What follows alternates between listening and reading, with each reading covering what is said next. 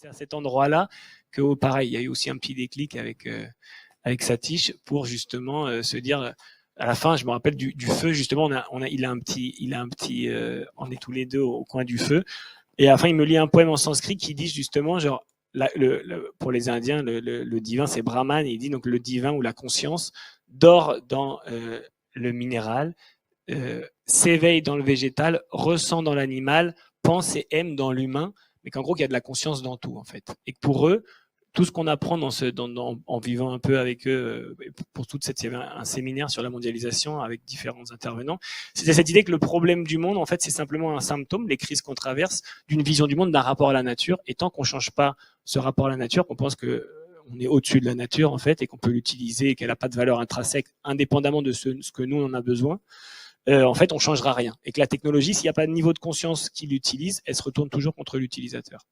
Et je pense que c'est ça aujourd'hui qu'on comprend. Enfin, la clé, c'est vraiment de se dire, voilà, tout ce qu'on traverse, et encore aujourd'hui, c'est un symptôme. Le global warming, enfin, le réchauffement climatique, c'est aussi un symptôme de ce rapport à la nature. Et c'est vraiment à cet endroit-là qu'il faut vraiment travailler, réfléchir. Sinon, on ne changera rien, en fait. Et ça a été vraiment la clé, je pense, de tout le documentaire. Et c'est là qu'on s'est dit, OK, c'est ça qu'on va creuser. Et c'est comme ça qu'après, on a été voir aussi d'autres philosophes